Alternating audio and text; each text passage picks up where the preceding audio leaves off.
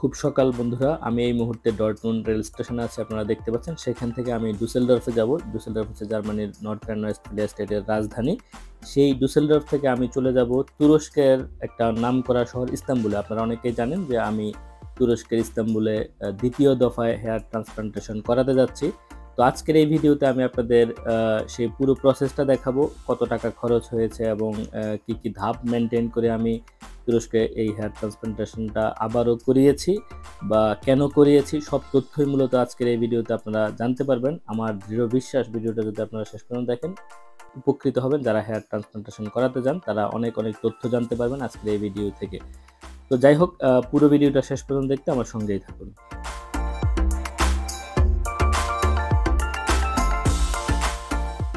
বন্ধুরা, আমি কথা বলতে বলতে ডুসেলডর্ফ ইন্টারন্যাশনাল এয়ারপোর্টে চলে আসলাম। আপনারা এখন যে দৃশ্যগুলো দেখতে পাচ্ছেন এটা হচ্ছে সকাল 8:30টার দিকের দৃশ্য। খুব সকাল, মানে আমার ফ্লাইট হচ্ছে 10:40-এ। তো সেই ফ্লাইট তুরস্কে পৌঁছাবে হচ্ছে 3:40-এর দিকে সেখানকার টাইম। আপনারা এখন দেখতে পাচ্ছেন আমি সব ফর্মালিটিস পার হয়ে এখন ইমিগ্রেশন আছে। এটা হচ্ছে অটোমেটিক ইমিগ্রেশন। পাসপোর্টটা দিলেই মানে আপনার ডিজিটাল সিস্টেমে আর কি, কারো কোনো পুলিশে কোথাও যাওয়া লাগে না, সব কিছু নিজেরা মানে অটোমেটিক করে ফেলা যায়। যাই হোক, আমি সেই ইমিগ্রেশনে পার হয়ে গেলাম। পার হয়ে আমি ডিউটি ফ্রি সব টপ দেখায় আপনাদেরকে নিয়ে আসলাম। এখন আমরা অন বোর্ড করবো। আপনারা দেখতে পাচ্ছেন আমি একদম বিমানে উঠে গেছি। আমি খুব তাড়াতাড়ি করছি যেন পুরো প্রসেসটা আপনাদেরকে যতটা সংক্ষেপে সম্ভব পুরোটা যেন দেখাতে পারি। প্রত্যেকটা স্টেপ বাই স্টেপ কীভাবে আমরা ধরেন যে এই হেয়ার ট্রান্সপ্লান্টেশনের প্রত্যেকটা প্রসেস আর কি, যে আমি যাচ্ছি, তারপর ওখানে কী হবে না হবে সব কিছু।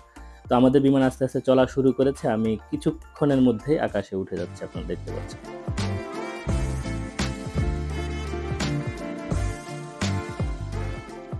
এই মেঘ দেখে বন্ধুরা আমার মনে হচ্ছে একটা মেঘের বাগান, মানে মনে হচ্ছে সাদা সাদা ফুল এরকম। তো যাই হোক, কথা বলতে বলতে দেখতে পাচ্ছেন আপনারা খাবার দেওয়া শুরু হয়ে গেছে। আমার প্রচন্ড ক্ষুধা লেগেছিল, তো আমি খাবারগুলো রীতিমতো খেয়ে তামা তামা করে ফেলছি। আপনাদের কি ছিল ভিতরে দেখানোর আর আমার সুযোগ সময় কোনো কিছুই হয়নি, একেবারে সব শেষ করে ফেলেছি।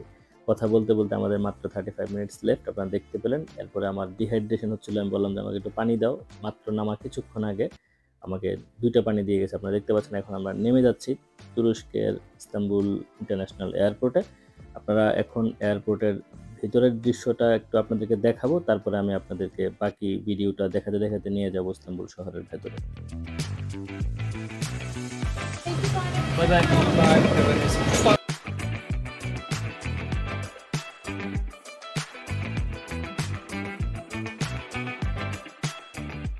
যেতে যেতে একটু বর্ণনা আমি আপনাদের দিয়ে রাখি। সেটা হচ্ছে আমি কিন্তু কোনো ধরনের লাগেজ নিইনি, জাস্ট হচ্ছে হ্যান্ড লাগেজ যেটা ছিল সেটা নিয়ে চলে গেছি যেন তাড়াতাড়ি আমি যেতে পারি, কারণ আমি কিন্তু থাকবো মাত্র 3 রাত 4 দিন। সুতরাং ডাক্তারকে আমি এয়ারপোর্ট থেকে নেমেই সরাসরি ডাক্তারের কাছে চলে গিয়েছিলাম।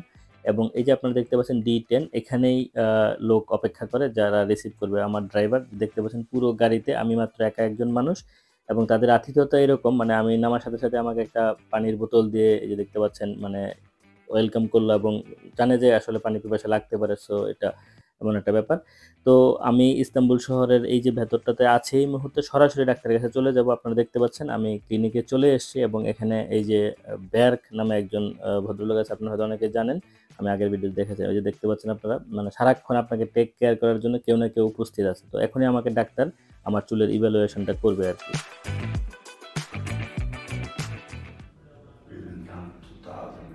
Here and 1,800 on the crown parts.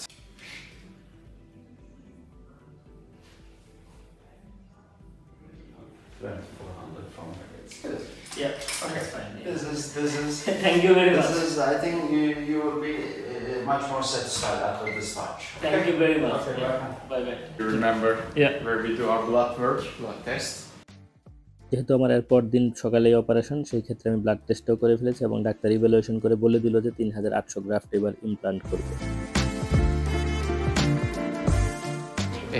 We have many injections good for hair maintenance, such as PRP plasma injections, hair mesotherapy, and also for some facial and skin treatments.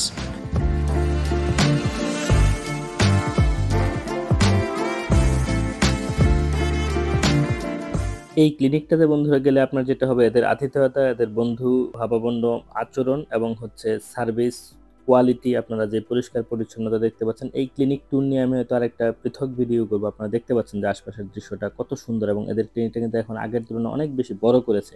যাই হোক, এখন আমি আপনাদের কয়েক সেকেন্ডে একটু হালকা দেখালাম। আমি এখন চলে যাব হচ্ছে হোটেলে, খুবই টায়ার্ড, কারণ সারাদিন প্রায় চলে গেছে। এখন দেখতে পাচ্ছেন আমার জন্য একটা কাইন্ড অফ রাজকীয় গাড়ি, আপনারা দেখতে পাচ্ছেন একটা মার্সিডিজ বেঞ্জ, যেটা আসলে একদম পুরো গাড়িটাই আমার জন্য বরাদ্দ। এবং মানে ইন্টেরিয়রটা খেয়াল করেন আপনারা, মানে ভালো লাগবে আর কি আপনার এই ইয়েটা দেখে। এবং গাড়ির ভিতরে টেলিফোন হ্যান্ড ওয়াশ থেকে শুরু করে যা লাগে সব কিছু আছে। এই যে দেখতে পাচ্ছেন ড্রাইভার আমার জিনিস নিয়ে আবার মাথায় কুর্নিশ করে, একটু অ্যারাবিক একটু স্টাইল, মানে মাথা কুর্নিশ করে এই সেই করে। এই যে দেখতে পাচ্ছেন এটা 4 স্টার মানের একটা হোটেল, নোভা প্লাজা। এদের 3-4টা হোটেল আছে, আমি এটাতে থাকবো। আপনারা দেখতে পাচ্ছেন কি ওয়াইড পরিবেশ, পরিষ্কার পরিচ্ছন্ন, খুবই সুন্দর। আমার পাসপোর্ট নিয়ে ওরা এখন চেক ইন করবে। আমি এখনই রুমে চলে যাবো, আপনাদেরকে রুমটা একটু আমি ডিটেলস দেখাবো।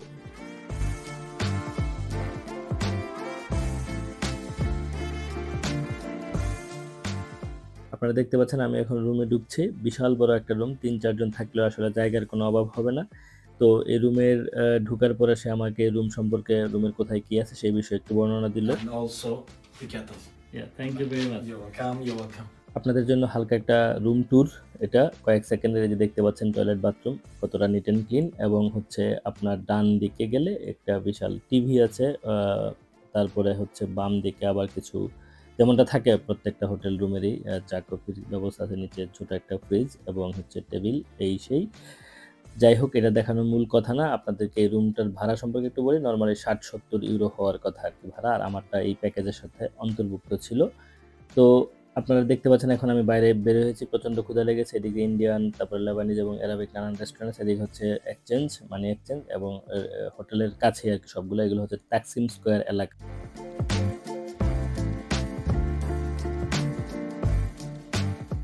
এখন হচ্ছে মানে দ্বিতীয় দিন, আমি গতকালকে এসেছিলাম আপনারা জানেন, এরপর সরাসরি আমি ক্লিনিকে চলে গেছিলাম। এখন আমি যাব হচ্ছে অপারেশনের জন্য। আমার হচ্ছে হেয়ার ট্রান্সপ্লান্টেশনের দ্বিতীয় সেশন এটা।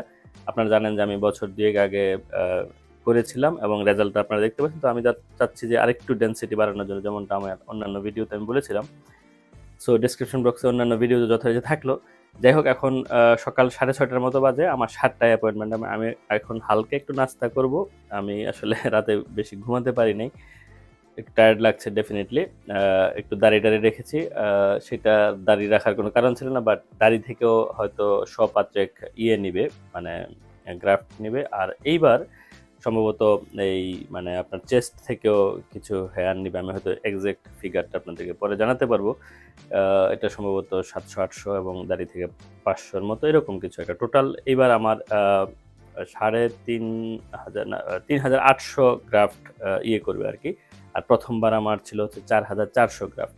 যাই হোক, আমি এখন হোটেল রুমে আছি। শার্ট পরতে হয়েছে যেহেতু আমার পরে এটা খুলতে হবে, তখন উপর দিয়ে খোলা সমস্যা হবে, মানে যেহেতু ট্রান্সপ্লান্ট করা হবে। চোখ টোক ফুলে আছে যেহেতু ঘুমাতে পারি না। যাই হোক, এখন আমি হোটেল রুমে, আপনারা দেখতে পাচ্ছেন।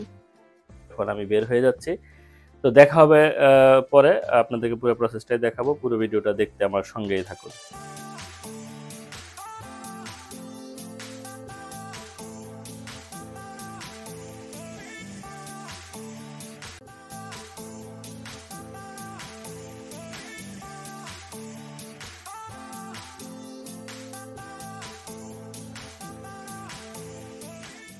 আমাকে বলা হয়েছিল হালকা নাস্তা করতে।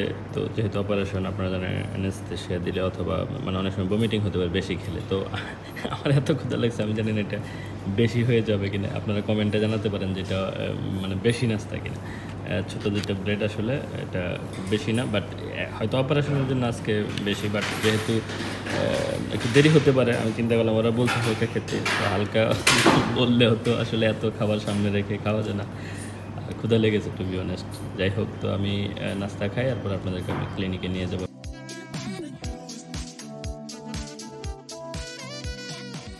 আমাকে হোটেল থেকে ক্লিনিকে নিয়ে যাওয়া হচ্ছে, কিছুক্ষণের মধ্যে আসলে অপারেশন শুরু হবে। তো একটা কথা বলে রাখি বন্ধুরা, আমি কিন্তু এবার ডিএইচআই পদ্ধতিতে ইমপ্ল্যান্টটা করিয়েছি, আর আগেরবার ছিল হচ্ছে FUE। দুইটার মধ্যে খুব বেশি পার্থক্য নেই। আমি হয়তো একটা ব্লগ পোস্টের মাধ্যমে আপনাদেরকে আরও ডিটেলসের বিষয়ে জানানোর চেষ্টা করব। সব কিছু ডেসক্রিপশন বক্সেই কিন্তু লিঙ্কগুলো আমি দিয়ে রাখবো। যেন আপনারা আরও বেশি তথ্যগুলো জানতে বুঝতে পারেন। যাই হোক, এখন দেখতে পাচ্ছেন ক্লিনিকে আমার এই যে কিছু ফর্মালিটিস আছে, সিগনেচার টিগনেচার করার ব্যাপার আছে। এরপরে আমাকে যিনি হেল্প করবেন সেই নারী এখন নিয়ে যাবেন আমার কাপড় চোপড় চেঞ্জ করা থেকে শুরু করে, এবং হচ্ছে চুল শেভ, দাড়ি শেভ করার ব্যাপার আছে, সেগুলা করিয়ে মোটামুটি অ্যানেস্থেশিয়ার যেই ব্যাপার-স্যাপার আছে সেটা ফর্মালিটি শেষ করা হবে, এবং খুব তাড়াতাড়ি এবার শেষ হয়ে গেছে, মোটামুটি 4-5 ঘন্টার মধ্যে। আসলে আমি ওটিতে চেয়েছিলাম ভিডিও করার জন্য, কিন্তু একেবারে লিখিত আছে, আমি মানে কোনোভাবেই ওটির ভিতরে এটা দেখতে পাচ্ছি, এটাই কিন্তু ওটি, তো এখানে আমি করতে পারিনি। আমার কিন্তু অর্ধেক প্রসেস শেষ, মানে এখন নাস্তা দেওয়া হয়েছে, এর আগের অর্ধেক ধাপ শেষ, নাস্তা খাওয়ার পরে মোটামুটি ইমপ্ল্যান্টটা শুরু হবে আর কি। তো তারা আমার অলরেডি মাথা থেকে পিছন থেকে হেয়ার এক্সট্রাক্ট করে ফেলছে, দাড়ি থেকে করছে, এখন চেস্ট থেকে কয়েকটা করবে, তারপরে গ্রাফটিং শুরু হবে আর কি। আমার কিন্তু বন্ধুরা দ্বিতীয় দফায় হেয়ার ট্রান্সপ্লান্টেশন শেষ, আপনারা দেখতে পাচ্ছেন আমি নেমে যাচ্ছি। এখন আমাকে ওষুধ কি খেতে হবে সব কিছু বুঝিয়ে দেওয়া হবে, এবং আজকের মতো মোটামুটি এখানেই শেষ। আমার 2টার মধ্যে সব কিছু শেষ হয়ে গেছে, সকাল 7টা 7:30 থেকে ধরেন যে 2টা, 4-5 ঘন্টার মতো টোটাল সময়টা লেগেছে। এবার খুবই তাড়াতাড়ি হয়েছে আসলে। তো এখন আমাকে ওষুধ-টষুধ বুঝিয়ে দিবে, তারপরে আমি হাসপাতাল থেকে বা ক্লিনিক থেকে চলে যাব হচ্ছে হোটেলের উদ্দেশ্যে।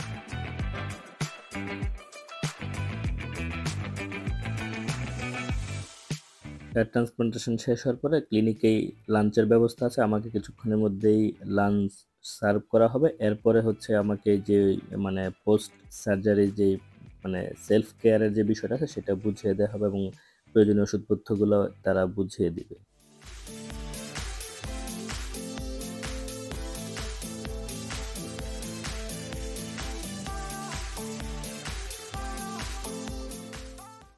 This is your pillow. You're gonna sleep on it for a whole week. You're gonna place it this way.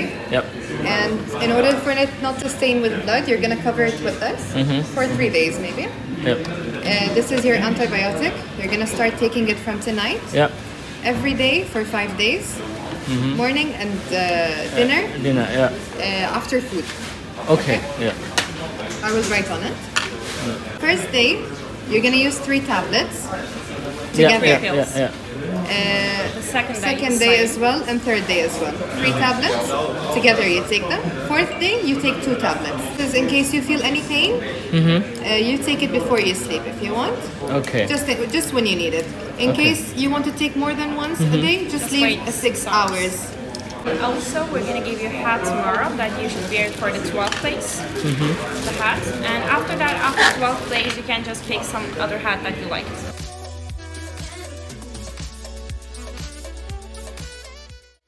Have a seat, please. আজকের দিনের একেবারে সর্বশেষ ধাপ ছিল হচ্ছে আইভি বা ক্যানুলা আমার হাতে যেটা লাগিয়েছিল সেটা খুলে ফেলা। তো সেই জন্য আমাকে বসতে বললো, আমাকে সাথে সাথে এটা খুলে এই যে হাসপাতাল থেকে বা ক্লিনিক থেকে আমি হোটেলে চলে এসেছি। আবার এই যে দৃশ্যটা আপনারা দেখতে পাচ্ছেন এটা হচ্ছে এর পরের দিনের সকালের দৃশ্য। এই হোটেলের যেই ব্রেকফাস্ট সেটা কিন্তু ইনক্লুডেড, এবং ওই প্যাকেজের সাথেই এই বুফে ব্রেকফাস্ট। এই যে এইদিকে দেখতে পাচ্ছেন একজন ব্লন্ডি হেয়ার নারী, তিনি আমাকে গাইড করছেন। ওই যে ড্রাইভার দাঁড়িয়ে আছে, এবং এই যে ড্রাইভার এসে, স্যার একটু মাথাটা নিচু করে ঢুকবেন যেন আপনার মাথায় আঘাত না পান, কারণ তাহলে চুলের যেই মানে ট্রান্সপ্লান্টেশন করা হয়েছে এটা ক্ষতি হতে পারে। সেই জন্য এই জিনিসগুলো আপনাকে অভিভূত করবে, সারাক্ষণ আপনাকে কেউ না কেউ টেক কেয়ার করছে। এই যে দেখতে পাচ্ছেন একজন নারী আমাকে গাইড করছেন, তিনি নিয়ে যাবেন। এখন আমার একটা পিআরপি আমি নিব, কারণ জার্মানিতেও পিআরপি 200-250 ইউরো, সেখানেও 200 ইউরো। চিন্তা করলাম সেখান থেকে আমি নিয়ে আসি একটা পিআরপি, আর একটা হচ্ছে আপনার লেজারটা হচ্ছে ওই প্যাকেজের সাথে ইনক্লুডেড, সেটা ফ্রি কিন্তু, হ্যাঁ। আর পিআরপিটা আসলে আপনাকে পে করতে হবে। সো পিআরপি জার্মানিতে হোক বা ইউরোপের যে কোনো দেশে হোক অনেক এক্সপেন্সিভ, দেশে হয়তো 2-3 হাজার টাকা সেটা করা যায়। তো এই যে দেখতে পাচ্ছেন এই নারী কাগজপত্র মানে আমার ডাটা ইনপুট দিচ্ছেন আমার পিআরপির জন্য, এবং এরপরে আমি লেজারটাও নেব। লেজারটা হচ্ছে একেবারে সর্বশেষ ধাপ, মানে আরও হিলিংয়ের জন্য। আমি পানি খেতে চাইলাম, এই যে একজন আমাকে পানি দিয়ে গেলেন, এবং তিনি আমাকে গাইড করছেন হচ্ছে পিআরপির জন্য যেই মানে ব্লাড নেওয়া হবে সেটা নিয়ে আবার আমার মাথাতে ইনজেক্ট করা হবে। আর আপনারা তো নিশ্চয়ই জানেন যে পিআরপি কী জিনিস। এই যে তিনি আবার আরেকজন নারী, আপনারা খেয়াল করেন যে একদম শুরু থেকে শেষ পর্যন্ত কতগুলা মানুষ আসলে ইনক্লুডেড। প্রত্যেকটা মানুষের যদি আপনি ধরেন যে 100 ইউরো করে বা 5-10 হাজার টাকা করে আপনি পেমেন্ট চিন্তা করেন, তাহলেও কিন্তু একটা বিশাল অ্যামাউন্ট দাঁড়ায়। মানে আমি অ্যামাউন্টের বিষয়টাতে একদম শেষ দিকে আসবো, আমি প্রসেসটা শেষ করি। তিনি আমাকে নিয়ে গেলেন এই মেশিনের ভিতরে দিয়ে পিআরপির যেই প্লাজমাটা রেডি করা হবে সেটা করা হচ্ছে আর কি। তারপরে এখন চলে আসবো হচ্ছে আমি লাস্ট একদম স্টেজ, যেটা এই যে আমাকে দেখতে পাচ্ছেন যে মানে এই লেজারটা দেয়া হচ্ছে, এটা আসলে হিলিংয়ে খুবই কাজ করে। আমি এবার চমৎকার উপকার পেয়েছি আর কি। তো এখন বেয়ারকে আমাকে ব্যাখ্যা করবেন কিভাবে কি মেডিসিনগুলো প্রয়োগ করতে হবে। Here we have one repair lotion and those are the same bottle of shampoo. This sets for 1 month. It lasts 1 month. You're gonna start 3 days after the operation.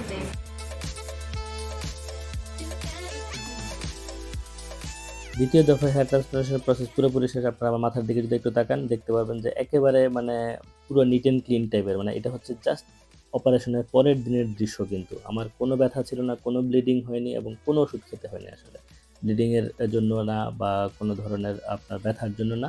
যেটা অ্যান্টিবায়োটিক সেটা 5 দিন আমি জাস্ট খেয়েছি এবং 3 দিনের মধ্যে অলমোস্ট আমার প্রায় কিউর হয়ে গেছে। এরপরে স্ক্যাবস যেটা মানে চামড়ার মতো যেটা উঠে সেটা 8-10 দিন পরে উঠে গিয়েছে। তো এই ওষুধ কীভাবে ব্যবহার করতে হয় বা কী প্রসেস আছে সেগুলো কিন্তু আমি মানে এর আগের যেই ধাপটা ছিল প্রথমবারের অপারেশনের পরে, সেই ভিডিওগুলো আমি ডেসক্রিপশন বক্সে আপনাদের দিয়ে দিব, আপনারা কিন্তু সেগুলো দেখে নিতে পারেন।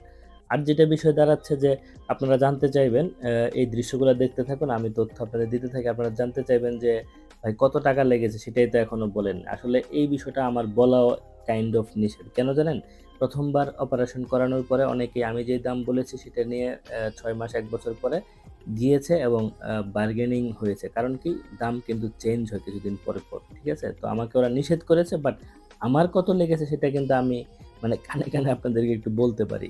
সেটা হচ্ছে ৩,৩০০ ইউরো। কিন্তু যেটা হচ্ছে 6 মাস 1 বছর পরে, আপনারা যখন হয়তো এই ভিডিওর 3 বছর 4 বছর পরে দেখবেন, তখন হয়তো দাম বেড়ে যেতে পারে। তখন যদি আমার প্রাইস গিয়ে বলেন, ওরা কিন্তু বিরক্ত হবে। এইজন্য বলা নিষেধ। বাট আপনাদেরকে ছোট্ট একটা বুদ্ধি দেই, যদি আপনারা বাংলাদেশি পাসপোর্ট ইউজ করেন, যে ধরেন যে আপনি আমেরিকা থাকেন বা ইউরোপে কোনো দেশে থাকেন, কিন্তু আপনি যদি বলেন যে আমার বাংলাদেশি পাসপোর্ট, আপনি কিন্তু দেশ থেকে যদি আসেন তাহলে কিন্তু একটু দাম হয়তো কম পেতে পারেন। সেই সুযোগটা আপনারা নিতে পারেন। যাই হোক, আমার জন্য যে ড্রাইভার দাঁড়িয়ে আছে সাদা শার্ট পরে, এই লোকটার নামও হাসান। তো আমি বললাম যে হাসান। যাই হোক, সেও খুবই ভদ্রলোক, আমাকে হেল্প করে এখন এয়ারপোর্টে নিয়ে যাবে। আপনারা দেখতে পাচ্ছেন আমাকে যথাযথ আরেকজন লাল জামা পরা মহিলা হেল্প করলেন, মানে সবকিছু বুঝিয়ে দিচ্ছেন এবং মানে খুবই অর্গানাইজড একটা প্রতিষ্ঠান। আপনারা দেখলেন আমি 3 রাত 4 দিন ছিলাম। এই যে আমার লাগেজ ক্যারি করে নিয়ে যাচ্ছে, এটা হচ্ছে হ্যান্ড লাগেজ। আর আমি আবারও হাসানও বলল যে স্যার প্লিজ একটু মাথা নিচু করে ঢুকেন, যেন মাথায় ব্যথা না পান, এরকম। সো টোটাল প্রসেসটা মানে দেখেন কতটা স্মুথ, আমাকে কোনো কিছু করা লাগে না, বিলিভ মি, একটা পয়সা কোথাও এক্সট্রা খরচ করা লাগে না এই টাকা ছাড়া। এরপরে আপনাকে ধরেন যে ওখানে যা লাগে, যখন আপনার যা লাগবে, ব্যথা করলে আপনি কল দিতে পারছেন, হোয়াটসঅ্যাপে যোগাযোগ করতে পারছেন, সবকিছু মানে খুবই আমি অভিভূত, এটা হচ্ছে কথা। এর আগের বারও আমি অভিভূত ছিলাম, এইবারও হয়েছে। তো আমার কাছে মনে হয়েছে FU এর চেয়ে মানে DH এটা আরেকটু ভালো, একটু মানে 19-20 আর কি। তো একটু টাকা 200-300-500 ইউরো যদি বেশি যায়, আপনি যদি একটু ভালো জায়গায় ভালো মানে DH এটা করেন, তাহলে আমার মনে হয় যে খুব তাড়াতাড়ি হিলিং এর ব্যাপারটা আছে এবং স্যাটিসফ্যাকশনটা, যেমন আমার দেখলেন আপনার মাথায় কোনো ধরনের ব্লিডিং নাই এবং লিটারেলি আমি 3-4 দিনের মধ্যে মোটামুটি মানে একদম স্বাভাবিক জীবনে ফিরে আসতে পেরেছি, এরকম। তো যাই হোক, আপনারা দেখতে পাচ্ছেন আমি এই যে মানে বৃহৎ একটা এয়ারপোর্ট, বিশ্বের অন্যতম বৃহৎ একটা এয়ারপোর্ট, ইস্তাম্বুল এয়ারপোর্ট, সেখানে চলে এসেছি। মানে এটাও আসলে মানে দেখার ব্যাপার। আপনারা যদি কেউ তুরস্কে বেড়াতে যেতে চান, মানে এক ঢিলে 2 পাখি মারার মতো, একদিকে আপনি হেয়ার ট্রান্সপ্লান্টেশন যদি করান, এই দেশটাও সুন্দর করে দেখে আসেন এবং আপনি যদি সাথে কাউকে নিয়ে যান, আপনার পার্টনার হতে পারে অথবা আপনার কোনো আত্মীয় হতে পারে, মা বাবা ভাই বোন হতে পারে অথবা আপনার ওয়াইফ অথবা হাজব্যান্ড হতে পারে, যাই হোক, তো গেলে একসাথে 2টা কাজ হয়ে যায়, হেয়ার ট্রান্সপ্লান্টেশনও হলো প্লাস হচ্ছে বেড়ানোও হলো। সো খরচ কিন্তু এক অর্থে মিনিমাইজ হয়ে যাচ্ছে না, একই রুমে যেহেতু আপনি থাকতে পারবেন অথবা আরেকটা রুম বা হোটেল আপনি নিতে পারেন, ঠিক না? সো এত বেশি এক্সপেন্সিভ না কিন্তু তুরস্ক। সো আপনি যদি সেখানেও এক্সট্রা 1 রাত থাকতে চান, 50, 60 বা 70 এরকম একটা ইউরো নিবে, সেখানে আপনি এক্সট্রা দিন থেকে আসতে পারেন। যাই হোক, আমি আর কথা খুব বেশি বাড়াচ্ছি না। আমার একেবারে এয়ারপোর্টে পার হয়ে ইমিগ্রেশন সব পার হয়ে আমি কিন্তু এখন অনবোর্ড করব, চলে যাব জার্মানির উদ্দেশ্যে। তো ভিডিওটা যদি আপনাদের একটু হলেও ভালো লেগে থাকে, একটা লাইক দিতে পারেন, কমেন্ট করতে পারেন এবং সবার সঙ্গে শেয়ার করতে পারেন। বিশেষ করে যারা আমার মতো টাকলু আছে তাদের সঙ্গে শেয়ার করলে যেটা হবে, তারা হয়তো একটা সুন্দর সমাধান খুঁজে পাবে, যেন তাড়াতাড়ি হেয়ার ট্রান্সপ্লান্টেশন করিয়ে সুন্দর চুল পেতে পারে। আর যারা আপনারা সত্যি হেয়ার ট্রান্সপ্লান্টেশন করাতে চান, আমি একটা গুগল ডক দিয়ে রাখবো, আমার সঙ্গে যোগাযোগ করে সেখানে হয়তো একটা গুগল ফর্ম দিয়ে রাখবো। সেখানে যদি আপনারা সব তথ্য ফিল আপ করেন, তাহলে যেটা হবে যে আমি এই তথ্যগুলো ওদের সঙ্গে শেয়ার করলে ওরা আপনাদের সঙ্গে যোগাযোগ করবে যদি আপনারা সেটা করতে চান আর কি। তো যাই হোক, আর কথা বাড়াচ্ছি না, আজকের মতো এখানে বিদায় নিচ্ছি। ভালো থাকবেন, দেখা হবে সামনের কোনো ভিডিওতে। আল্লাহ হাফেজ।